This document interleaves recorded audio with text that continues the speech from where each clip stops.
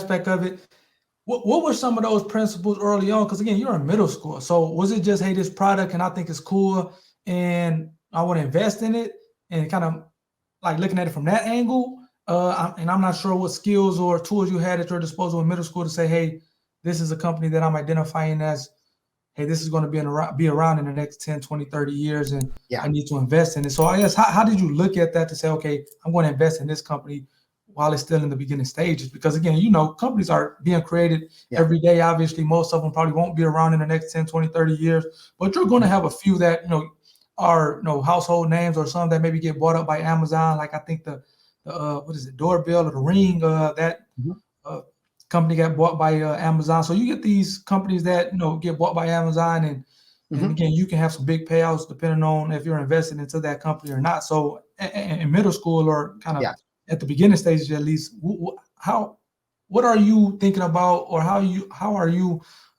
deciding what to invest in a particular company? My way of investing has evolved over time, but it really starts with what does this company look like over a longer time horizon? I like to say in 2 years. Okay. Warren Buffett likes to invest over like 5, 10, 20 years. Yeah, for sure. But I always ask myself, like, you can't invest for tomorrow or day to day, because what happens is the longer you're in a stock, the better your predictive capability is in the long-term outcome. You can never guess what's going to happen today or in the next minute or next hour. That's all noise. For sure. So I have to invest over the long term. But the main thing is, like, is this a good product? Does this product excite me? Where do I see this going?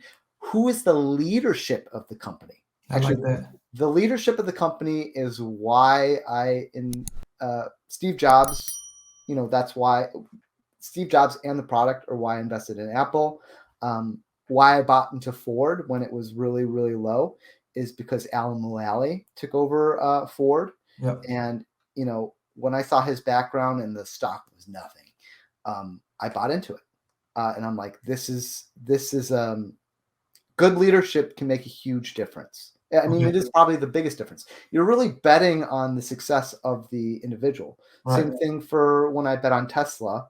Bought it at like $200 a share before it did all those different splits. And I bet on Elon Musk. And it took a few years for it to really get any meaningful movement.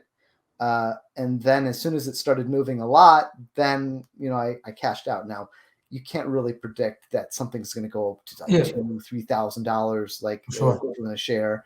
And so I'm happy with the outcome that I got. And then actually during that period, I did switch over into Beyond Meat when they did their IPO. Okay. So I did well in that. So I guess let me ask you this: when you're investing in these companies, obviously, like you said, the leadership is a big part of it. Yeah. You're looking at am I excited about it? Right. Exactly. You're looking at this over a long-term approach, not a day-to-day, maybe a couple of years. Where do you think the company is going to be? But then when you're deciding to get out of it, are you saying, hey, did I 10x my money? So for example, I'm in real estate. I know a lot of investors, when they are, have other people monies and play with, purchasing a property, they're saying they have to get, maybe 2 or 3x their investors' money, maybe 5x, get them 20% ROI.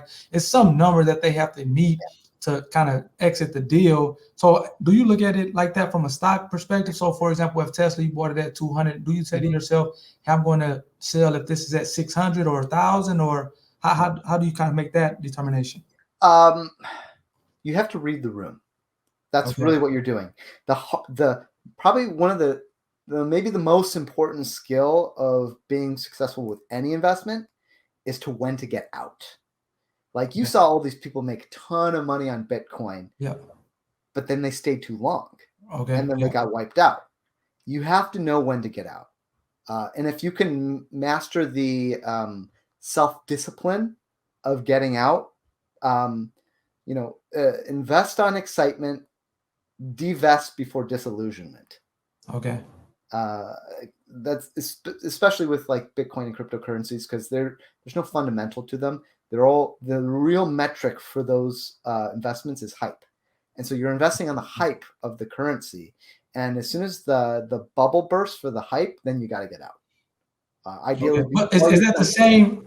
Is that the same approach that you use maybe with like Tesla or like some of these companies that have good leadership or have it's not maybe necessarily on a hype, but more so on actual product and whether or not you think that's going to be around or that's going to hit home with like the people? Well, these high growth companies are all they all grow quickly because of hype. So whenever you can bring hype into an equation, I think the hype metric is actually probably the best metric. And that comes down to more psychology than the fundamentals. Now, the fundamentals and hype all go together. And if you've got the hype plus the fundamentals, then it's a good investment.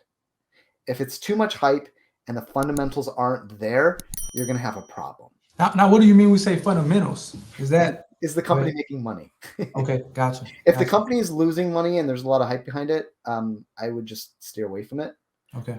But if it's making money, it doesn't have to be making a lot of money, but if it's making money and there's enough hype to say, oh, they're going to be making a lot of more money in the future, then you can get on that train. Okay. I like that. So I mean, I like to summarize these things. So it seems like leadership is important. Yeah. Seems like having the fundamentals in terms of making money and looking at that aspect of it is important. Obviously, looking at the hype and being able to evaluate that. What were you saying before with the? It's going to come back to me. Just looking at the company over a longer period, not just this short day-to-day thing. No, that's all that stuff is important. And again, for me myself, again, I'm more of a real estate guy, but I know, obviously stocks have been around forever and they'll continue to be around and people make a lot of money and